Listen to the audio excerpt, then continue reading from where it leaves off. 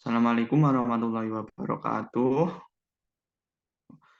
Baik, kami dari kelompok 7 dari Prodi Pendidikan Matematika UNESA. Kali ini akan mempresentasikan pada perkuliahan Psikologi Pembelajaran Matematika tentang teori Brunner. Kelompok kami terdiri dari Next. Kelompok kami terdiri dari yang pertama ada Aprilia Ambarsari dengan NIM terakhir 009, saya sendiri Firdaus Yanua dengan NIM terakhir 083, dan juga Aprisa Hidayah dengan NIM terakhir 094. Next. Nah, untuk teori Brunner sendiri banyak sekali definisinya ya, tapi pada dasarnya ada kesamaan antara definisi-definisi itu. Yang pertama, menurut Huberti, teori Brunner sendiri disebut sebagai free discovery learning.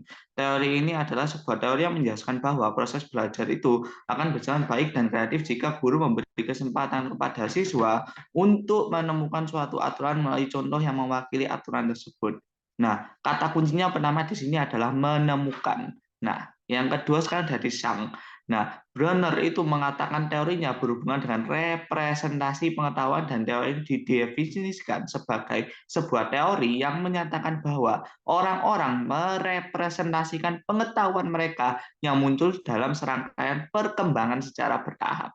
Nah, yang selanjutnya adalah menurut Nurlina, teori Brunner juga dapat didefinisikan sebagai teori yang menyatakan bahwa seorang anak jika ia belajar, dia akan mengorganisasikan metode penyajian dengan cara di mana anak dapat mempelajari bahan sesuai dengan tingkat kemampuan anak tersebut. Nah, yang pertama ada yaitu menemukan, yang kedua itu merepresentasikan, dan yang ketiga itu dengan cara anak itu menyesuaikan dengan kemampuannya. Nah, dari sini kita tahu bahwa sebenarnya teori Brunner itu sangat patokan pada apa yang dinamakan discovery learning. Bagaimana representasi itu bisa berhubungan dengan discovery learning? Tentunya dari bagaimana perkembangan representasi itu tadi, mulai dari konkret, sebuah bentuk yang perlu digambar, ataupun kita lama-kelamaan akan paham bagaimana konsep abstraknya. Nah, untuk mengetahui penjelasan mengenai representasi tersebut, akan saya serahkan ke teman saya April di slide selanjutnya.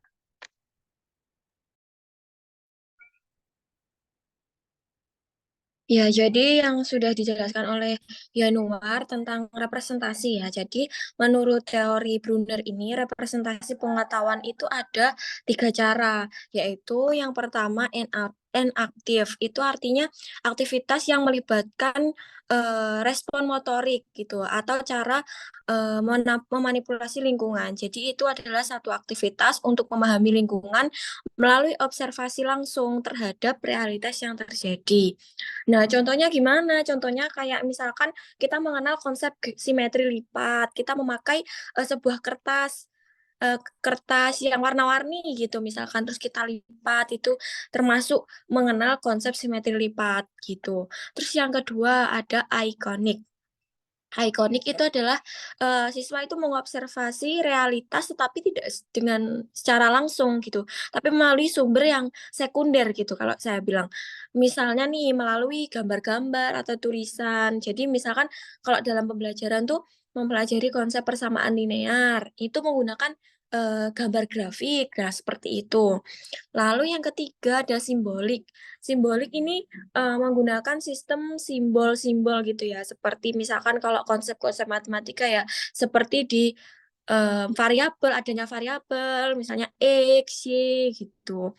Seperti itu. Jadi Brunner merekomendasikan agar apa ya, konten-konten itu ditinjau kembali supaya siswa-siswanya itu dapat menemukan sendiri seperti yang telah dijelaskan sesuai definisi dari teori Brunner. Begitu. Lalu bagaimana relevansinya dalam uh, pembelajaran gitu ya? Itu akan dijelaskan oleh rekan saya selanjutnya.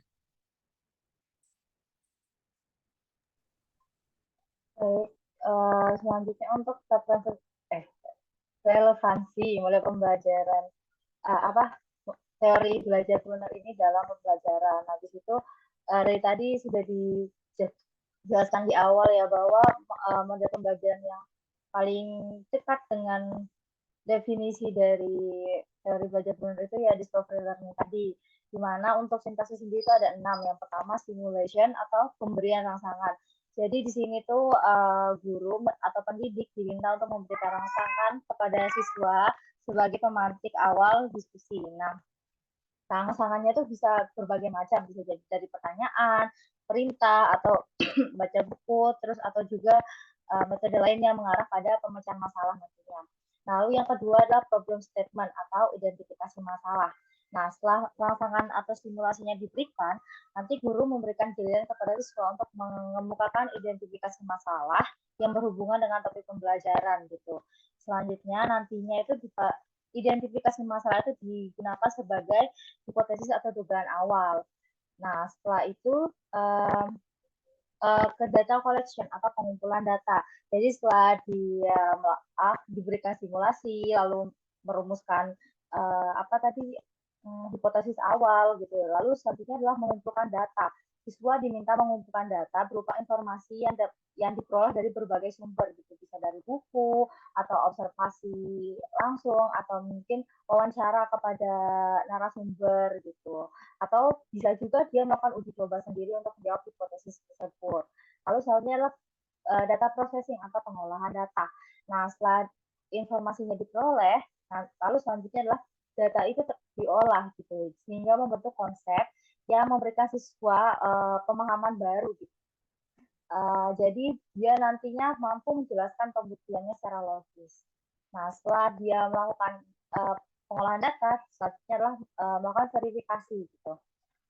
Setelah konsepnya sudah diperoleh itu nggak secara langsung itu adalah konsep yang benar gitu. Maksudnya tidak langsung dibenarkan. Ada langkah verifikasi, yaitu diperiksa lagi apakah ini sudah benar atau tidak gitu dari pembuktian hipotesis tadi.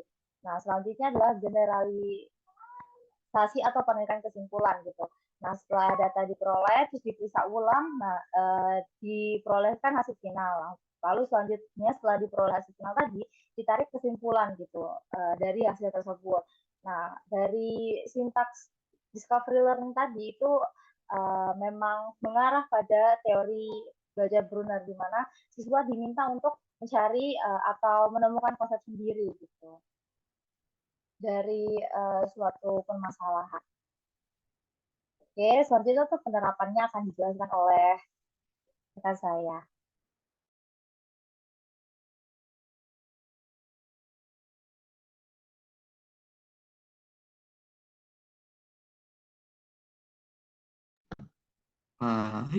Untuk penerapannya sendiri, yaitu yang pertama kita menggunakan dasar-dasar dari bagiannya Brunner tadi. Brunner tadi kan ada enaktif, ikonik, simbolik. Nah, enaktif sendiri tadi karena berhubungan dengan observasi langsung, maka benda yang digunakan tentunya adalah sesuatu yang konkret. Nah, oleh karena itu kita kan kalau mengajarkan Pitagoras, tentunya bagian-bagian segitiga siku-siku yang diperhatikan ada tinggi, ada alas, dan juga ada sisi miring. Nah, oleh karena itu, apa benda konkret yang bisa mencerminkan itu semua? Tentu saja ada satu, yaitu yang pertama apa? Sebuah penggaris berbentuk segitiga siku-siku.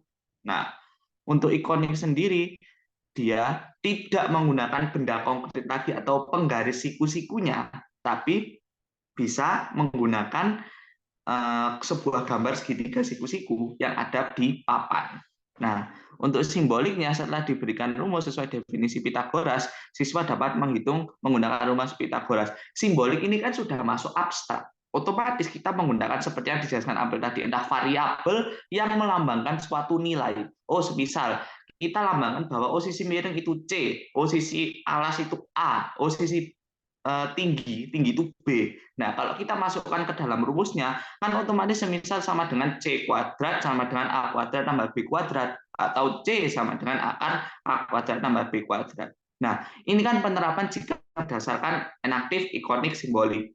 Jika dalam LKPD, biasanya discovery learning itu kan menuntun. Nah, menuntun itu bagaimana? Kita nanti memberikan siswa sebuah contoh konkret. Nah, itu kan masuk enaktif.